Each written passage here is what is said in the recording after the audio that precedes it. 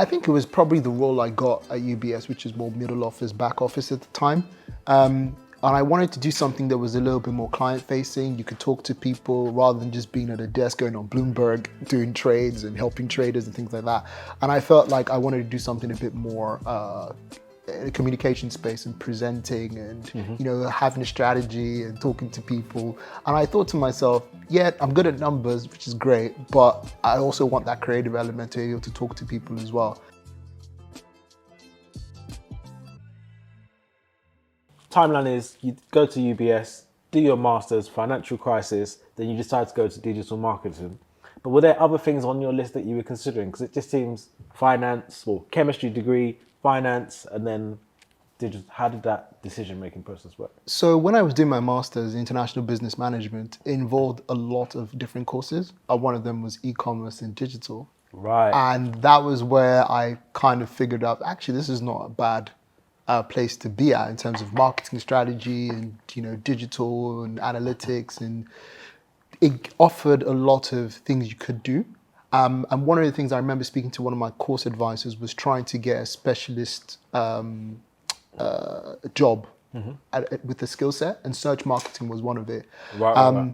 Whilst I do my internship at UBS as well, I also realized that finance wasn't for me. I thought that it's good to have that experience, but it wasn't something for me. And I felt like if I'm not passionate about something, why would I do it? So I decided, you know what, I've done it. I don't really like it. Let me try this digital marketing thing and apply to agencies. So I just started applying for different agency jobs, and I got a role at Harvest Digital. Why did you think finance wasn't for you? What was it about finance? The reason why I asked that is because people, as you know, engineer, doctor, lawyer, finance. What were the characteristics of being in finance for you personally that said, this is not my jam? But then obviously over time you found out that it was digital marketing. What was that? I think it was probably the role I got at UBS, which is more middle office, back office at the time. And I wanted to do something that was a little bit more client facing. You could talk to people rather than just being at a desk going on Bloomberg, doing trades and helping traders and things like that. And I felt like I wanted to do something a bit more in a communication space and presenting and having a strategy and talking to people. And I thought to myself, yeah, I'm good at numbers, which is great, but I also want that creative element to be able to talk to people as well. And when I did my master's, as I said before, that kind of opened up my thinking, because I felt I was a bit closed, but doing that master's kind of opened up my thinking as well in terms of, well, actually, there's other things I could try. And I just thought to myself, look, let me go for it and apply for this particular role. And it was a search marketing executive, as they called it at the time. It's more like a digital executive, like from the ground up. And it was one of those experiences where I learned quite a lot. I started to learn about, how to work with clients, how to do a marketing brief, how to do a digital brief, how to put campaigns together, So you got the grassroots. Grassroots from the beginning, thrown in the deep end, data analysis, setting up campaigns, and it was a very good experience. So from that, I was able to work at different agencies as well. I worked at MediaCom. So what's the time frame then? Do masters, how long was you at that first company? It was about a year and a bit. And you moved on because? Within the industry, especially within the digital industry, it's quite well known. People move quite a lot, Right. just because of pay. Just it's the nature of the industry. People move quite a lot. They're trying to, go above and beyond, looking for more experiences. And when you work agency side, client or retention is a big issue for them, because people tend to move quite a lot. You want to work on this account. You obviously want to earn more money, so you tend to move quite a lot. So I did bounce out quite a lot, worked at an agency. Then when I finally got a job at MediaCom, I was there for quite some time, about 3 years. But MediaCom's an agency or client? It's an agency. Okay. An agency. I was there for 3 years. I got promoted as well. After MediaCom... Question. Sure. At MediaCom, the reason I want to say, you stayed there for 3 years. Yeah. But then, I don't know, what is the career progression path look like in digital marketing? What does that look like? So what's the different job titles? So it depends on if you're in client side or agency side. If you're on agency side, you probably start off as an assistant or an exec. You probably move up to a senior exec, then a digital manager, then account director, then a group director, chief strategy officer. You can build your path that way. Right. Or if you work client side, you probably start off as a digital assistant to a digital exec to a digital manager, so a senior digital manager to a head of. From a head of, you go to director. From director, you go to the C-suite. So that's kind of like your trajectory within the marketing So space. in terms of time frame of years, so to go to the manager level, what time is it, like 2 years rotations to go up? I'd say, on average, from what I've seen, and obviously talking to some of my colleagues and friends who've done the same career path, on average, a manager will probably take about 5 years, 4 to 5 years before you get that manager position, just because you have to learn about the industry, manage people. It could be quicker for some other people. Obviously, it depends on your company, but bigger companies, on average, about 4 to 5 years till you get that managerial position. And in terms of money, it's a big jump.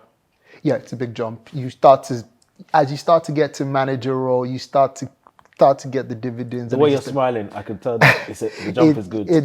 Jump is good. You start to get a bit more of the dividends, and you start to get to head of and director position and chief C-suite as they call it. You start to pay a lot of dividends. So what was so good about this company that you stayed for 3 years? I worked on bigger clients, so I had. When you say big clients, how big are we talking? I'm talking like multi-million-pound companies. So think about utilities, so E.ON, RBS. Worked in home improvement as well. So there's a company called Everest, which do windows. Yeah, I know So Everest. it gave me a lot of opportunities to manage like really, really high. And you got to actually meet the clients this Yeah, time. meet the clients, go to the offices. Obviously I was working with a account director and a group account director, but you get that face time. You look at integrated marketing campaigns. So now it's not just about digital, it's about how does digital fit into the whole marketing strategy. So you're talking to people with web experience or above the line experience. So above the line meaning like radio and TV and press, for example. So you start to see how integrated marketing starts to come together, and you're like, wow, this is mind blowing. It's not just me being a specialist in digital, but it's about how does digital fit into the whole ecosystem as well. And within that, I started to feel, okay, now that I've worked in this space for about 5 years, agency side, I want to move client side now and work at a brand and do the work as well. So I had the So I know you're moving ahead, and I'm Sure. trying to slow you down because Sure. I feel like you're just throwing the gems. And Sure. I'm like, can we just take Sure, some back? sure. So you said it sounds like when you've now got into this role, especially you said you want to be more client side. That's why you moved that away from finance. So if you're now in this position, Olusola, when you think about yourself, how do you now like, is the box been ticked? This is what I want to do. I'm really good at this. Is that box been ticked? that box has been ticked now. So now I'm like, oh, actually, I've gotten this skill that I think I'm pretty good at now. I've met people. I've learned a lot. I've made mistakes. I've failed. I've been, overlooked for promotions and things like that. But now I'm like, actually, I think I'm pretty good now. But like when people talk to me and give me feedback and they're like, yeah, you're actually very good at what you do. And that box has now been ticked. And now that eureka moment comes in. Even though all those years I was like, I wanted to be an accountant. I wanted to work in finance. I'm like, actually, I'm very good at digital and this is what I want to do. So how old was you when the eureka came, would you say? Was there like a moment or like a promotion that said, tick box, this is the... I'd say 24, 23. But that's an early. 23, That's 24. early to get a tick box. Yeah, 24, 25, thereabouts. Wow. Yeah, that's early to even have that clarity within yourself. But it sounds like because you were the only child and because of your support system as a child, you were already kind of more mature than most people would be at your age. Yeah, because I was independent. Because you've been 3 different continents in 2 decades. In 2 decades. And you've been on your own most of the time. Yeah. But then I guess, are you a person that's really introspective? So do you analyze what you're doing when you're doing it and always thinking about the future and deciding as you go along the journey if this is good for me, if this is bad for me? Because you don't seem like a person that you just put the blinders on and just work. You actually kind of analyze stuff and think about it rather than just jumping into something. I'm very, very methodical in what I do. So in the sense that sometimes it's spontaneity as well. But I think sometimes for me, I'm always thinking, what am I good at and what can I do that is good for me. And as you've said, and obviously you've looked at my career trajectory, I've made a lot of mistakes. I've done this, I went into finance, it didn't work. Okay, I wanted to be an accountant. It's probably not for me. And there's nothing bad in doing that at that age, because I think most times people don't, except you're that kind of person who's like tunnel vision, I want to be a doctor, I want to be an engineer. Sometimes most people don't know exactly what they want to do or what they want to be. And it's not a bad thing. It's about trying new things until you find what's really good for you. And that's where that eureka moment came to me. Okay, I'm good at numbers, so I have to do something with numbers. That was my main criteria. Right. Analytical numbers, that's my thing. And if I can get a role that can match that passion of me liking numbers, that's a win-win for me. And as you said, in that 5th year of being a manager and digital, I was like, actually, this is what I want to do. I like meeting clients. I'm very good at communicating. I like talking about strategy. I like analysis. You start to manage people. You start to build your soft skills in terms of emotional intelligence. How do you ensure people can implement a client strategy, looking at budgets? You start to feel a bit more comfortable now, because now you've gone through all those experiences, which has built you to who you are. And that learning continues. It's an evolution. Like, I'm still learning as I'm going through my career. I don't think I'm ever going to be comfortable. But you just keep learning and just keep analyzing. I don't know, maybe something might come up and I'm like, actually, I want to do this. And there's nothing bad in that. But for me right now, in this present time, digital marketing is like, yeah, I'm good at it. This is what I want to do. So we do 1 year at the first company, 5 years at the next one? 3 years, 3 years. 3.5 years. And then you now move again. And what are you looking for in this next move? So I moved to a client-side role. So it's a company called First Utility. They're a utility company. It was a fantastic time to go in there, because at the time they were trying to drive 1 million customers.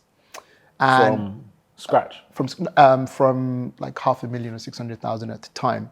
And it was a good time to be there, because I was there for about 3.5 years. And within that time, they grew from 600, 700,000 to about 1 million customers, which is fantastic. And digital acquisition, which was the place I was in, or performance marketing, which I came in, was a big driver of that as well. They did so well that they actually got acquired by Shell. Wow. So it became Shell Energy. And that we know today? Yeah, that we know today, yeah. Wow. So they became Shell Energy. Hold on, you was there then as a perm or contractor? Yeah, perm. Did you have shares? No, I did not have shares at the time. They weren't offering shares at the time. They stopped. I don't know why, they just stopped at me, but they did pay a very good bonus. Let me put it that way. There wasn't any shares at the time. They weren't offering shares, but they did pay good bonuses at the time. Wow, but hold on. That's a big thing, sorry. As in, it became Shell Energy, or, was there already a Shell Energy? No, it became Shell, and they acquired First Utility, which became Shell Energy, what people know now. So hold on, so you people are the ones that are responsible for sending me all of these Shell messages about my carbon footprint. It is your fault. Yes. At the time, so obviously marketing communication. So every time I go, well, not now because I drive electric, I take care of the planet. But every time I used to go, I would get this email that would say, based on how much fuel you used, this is your carbon footprint number, and this is what you can do to reduce. I think there's some kind of analytics like that, which is cool because no one else does that actually. But it's more about, I think that's more of the retention and CRM, customer relationship management. So because you're a driver, they have your details and they're giving you useful communication, which even though you're making fun of, it's useful for you. And I'm sure it's kind of that communication you look at and you're like, actually, this is quite interesting for me as a driver. And they told me about my V-Power points. I was obsessed with that Shell V-Power. No promotion, obviously, because you're not paying me. But I was obsessed because literally there was 2 for 1, plus I could get Avios points. That was the best partnership ever. Nice. I was literally getting air miles for putting petrol in my car. It was brilliant. Nice. So yeah, kudos to you. He was the one who set that up, guys. Well, not me personally, but we worked in the team. It was a team effort, wasn't me. So let's talk about that, because I feel like that's kind of really important, because as much as you're just glancing over it, it's a big deal. So you work for this company. Your role is, so what is your role now? Job role, title? Now? At that particular point with that? I was a digital performance marketing manager. So what was your contribution? What did you have to do to help them get to 1 million customers? What things were you doing to help? Sure. So in performance marketing, it's driving customer numbers. So you're utilizing digital marketing to drive that. So what does that entail? So you've got a digital strategy, Yep. And you look at channels that can drive those numbers. So Your strategy or the team the strategy? team strategy. Right. So the team strategy, and I was responsible for implementing that. Bear in mind, I'm a performance marketing manager, so I'm reporting to a head of digital who's responsible for the strategy. I'm there to For the manage whole company. for the whole company. I'm meant to implement and manage those different campaigns. What does that entail? So that means working with agencies to implement that strategy. That means, debriefs. That means working with other colleagues within the organization to try and drive those campaigns. So when you think of a promotion that's going on, it's not just about putting 30% off or you get 10% off. There's a lot that goes through the back from briefing all the way to implementation. So I'm basically responsible for driving that and ensuring that communication timeline, project timelines, things are being implemented, dashboards are being created, reporting is correct, tracking or web tags, as they call it, is being implemented correctly. Cross-functional relationships, so talking to finance because things need to get paid. If things don't get paid, then you don't have campaigns. Talking to people in IT to ensure that tags are being implemented. Talking to the retention team and the customer services team.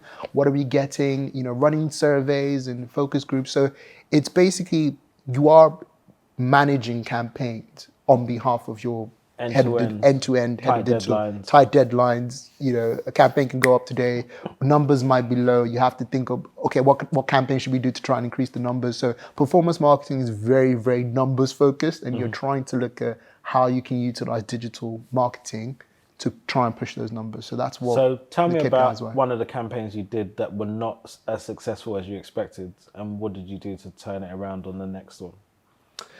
Wow, that's a good question. I would say that we wanted to launch a programmatic or display campaign within Shell Energy. Bearing in mind that it Outdoor came display. digital display. Okay. Bear in mind that we were going from First Utility to Shell Energy, and one of the learning curves for me was because when you're being acquired by a company, you think that it's still going to be First Utility, so you're trying to market to the same audience. I now realize that actually Shell is a bigger name than what First Utility was. So it was about trying to learn about restarting those campaigns as well. The first campaign that we did when we transitioned to Shell Energy, because we were still utilizing that First Utility strategy, completely bombed. So we had When you say completely bombed, just so we can understand. from a numbers perspective, we had a KPI of getting maybe 10,000 customers as a pilot. We didn't reach that number because Did you reach 1,000? we did reach 3,000, so it was far off. So, okay, so just so we can break it down. So that, obviously, I know these are not real numbers, but 10,000 was the target. You would have invested X amount of money. For all intents and purposes, you invest $1 million, for example. So if you expect, you put $1 million in and you said it's times 3, right? So you expect 3 to come back. Yep. But then if you're only at 30%, then Something's wrong. Shy. Something's wrong, hold on. but who points the finger? Like, who gets told off? well, the head of digital gets told off because ultimately it comes down as well. But it's not a bad thing because that's the whole thing about marketing, right? You have a strategy, you think it's going to work, it doesn't work, but that's where you have to fail fast and move forward. So you reevaluate the campaign. So you don't spend the $1 million, you stop it. So you don't spend the $1 million, then you reinvest your money into what's actually working. Oh, okay. So one of the things that you do is we took the money that was left and reinvested it into different channels. So one of the channels that really worked for us is affiliate partnerships. So working with Quidco, Uswitch.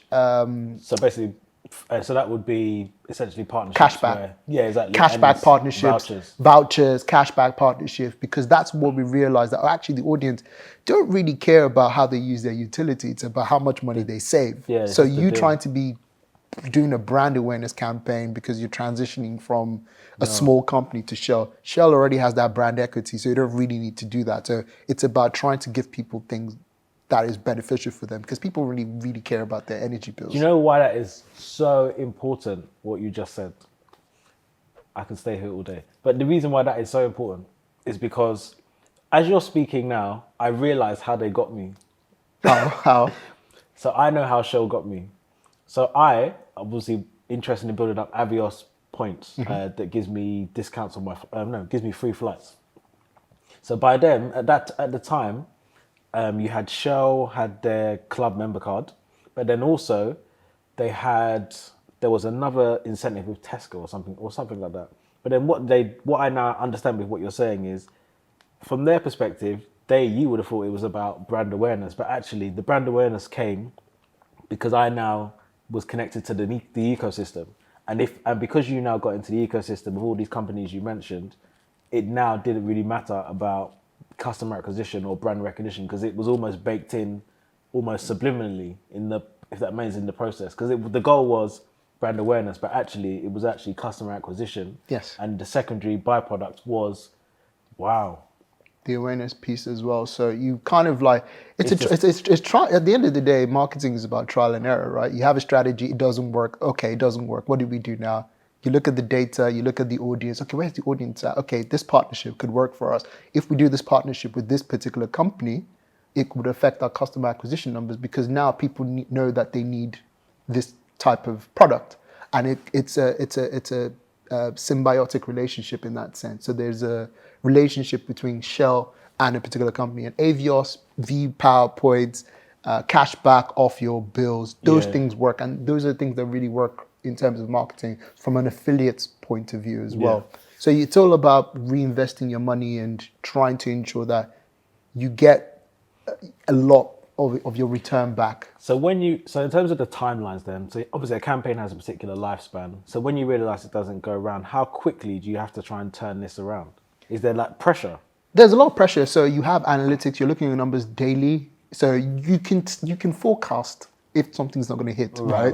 So if you launch it on a Monday, if by Wednesday you've not gotten a particular number, you know that, okay, it's not going to work because you have to hit a certain daily cap every day in terms of your actual numbers and your KPI. Yeah. So you have to start to think, okay, I need to either pull back or I need to reinvest my budget or I need to reforecast because I might have overestimated what I thought I could get. So in the marketing ecosystem, if I said there were 1,000, there probably might not be 1,000 and I might have overestimated it. But based on the numbers I've gotten, I can tell actually, to be honest, it's about 400 that we could get. So let's reevaluate that. And that's basically what you need to do. So trial and error, reevaluate, think fast, move fast, fail fast. And that's what keeps it exciting because you have to constantly be thinking about new strategies, new partnerships, new... Which is your world, isn't it? Yeah, that's pretty much what you do every That's day. your world. That seems like this is how you think as a human being. It's more than just your job. I feel like this is how you operate. You're always thinking and always planning and always strategizing. Yeah. You know, you have to do one thing, and if it doesn't work, you move on. That's how I think about life, basically. Like, if it doesn't work, okay, it doesn't work. Let me try something else. And I think that's what keeps me motivated as an individual as well, because if you constantly think things will go right, something always goes wrong at some point in time. So you have to always think about it, that it doesn't work. I have to figure out something else. So that's the way I operate. So you, first utility becomes Shell. So how long do you stay there before you move? Shell, I was in Shell Energy for about 3 years as well, about 3 years. Okay, so quite a long time. Yeah, quite a long time. I was there for quite some time. And then career-wise, are you now which level? So I've moved, after Shell Energy, I moved to an internet service provider called Hyperoptic. As? A senior performance marketing manager. So I go up a level as well. And that was fascinating because it's also customer acquisition. It was a small internet service provider company. They were trying to reach, I think, 2 million households by 2025. So performance marketing was in there as well. And the head of digital at the time at Hyperoptic hired me, and I was there to ensure that all their customer acquisition and performance marketing, I was leading on that on her behalf. So looking at paid marketing campaigns, to paid social campaigns, to SEO, to web analytics, to affiliate programs, everything under the sun with regards to performance marketing. That's a big budget. It's huge. They have £1 million. That was a couple £1 million budget. My budget at Hyperoptic was probably the biggest in the company. So if you look at the line item of the whole marketing budget, digital was like 50% of that budget every time. So there was a lot of pressure. If things went right, well, digital is doing a good job. if things went wrong, You would digital is know. not doing a good job. So there was a lot of reevaluating campaign. There was a lot of things I learned. And I think in that role, to touch on hyperoptic, it made me start to think about senior stakeholders a lot more. So the CMO, the CFO, the CEO, how you communicate to them, how you explain marketing concepts in very basic ways, because it's about them hitting their numbers, but how does digital fit into that as well? Because I think sometimes when we're in our roles, we think about our role just by ourselves, but we don't think about how our roles actually fit into, you know, It's still large, a company strategy or and the larger narrative, isn't it? Because it's yes. almost like as much as you do your job, type, your outputs are going to get fed up into a meeting, and someone's going to have to explain what you've done. Yes, and you have to be able to give them bite-sized Yeah, things. And exactly. Hyperoptic was acquired by a private equity. Well, not acquired, but they had a debt finance that was come from a company called KKR. So you're basically KKR is who you're trying to report to because they've invested so many millions into your strategy as the CEO. So you talking about marketing within that ecosystem, you have to explain those hardcore numbers. Why isn't your numbers not being hit? Why is the revenue not being hit? Or why is it going good? This is the reason why. This is the external context Yeah. of why it's happening. If it's not going right, this is why it's not happening, and you have to be able to back it up. Because at the end of the day, you're talking about data. Data is data, but you need context. And that's where digital comes into play, because you have to be able to explain numbers in context. And as I mentioned before, having that opportunity to present and share your narrative and give that storytelling element in, you know, a 5-minute meeting with C-suite. Like, you've got 5 minutes, tell us what's happened. And you have to try and break it down to not marketing people Yeah. in a very clear and concise way for them to understand. And that was a very good opportunity for me. I really, really enjoyed that role at Hyperoptic because it was a learning curve for where I wanted to be when I moved on from And there did as you well. feel like did you hit your goals, like the numbers that they were trying to hit today? Consistently. So it was every year we hit our numbers from a customer acquisition point of view, and digital was part of that. And the budget, like my former manager always used to tell me when I first started, we only had like I can give numbers, an average number. We had about 200K. By the time I left, it was in millions. So that gives you an idea of, okay, they really were confident in Yeah. marketing. So they were able to increase their budget every year. Wow. So now you're about 6, 7 years in your career now. Yeah, about This, 8 years in my career, so eight what's 9 years. next? So from there, I moved to a Lead A, which is a law firm. So as a Oh, head okay. of So that brings us. Oh, so okay, as a cool. head of digital marketing. Right. So with that move, then, so you're now digital manager. Senior performance manager. So what is next on the career trajectory? It's about trying to lead, trying to own your own budget, lead, manage a big team that you can actually look at. And being the head of digital marketing gives you that opportunity to try and own a strategy, manage a big team, and look at how you can actually start to make a difference. And I think you can lead campaigns, which is what a performance marketing manager does. Yeah, you do a bit of strategy, but now you're a budget owner, you're a P&L owner, because now you're responsible. The company relies on your expertise as the go-to person that they always come to.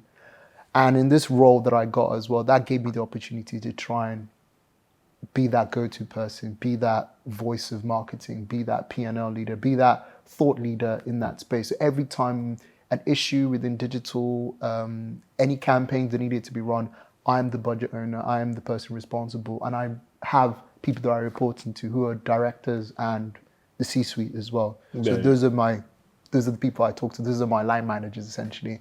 And as you start to promote into your career, you progress into your career, you're starting to you can now see the finish line. You're like, oh, actually, I'm getting there. I'm getting to So CMO is CMO, is CMO director, next? director, then CMO, Okay, so you got head of digital marketing, director, director, then CMO, then CMO. C-suite.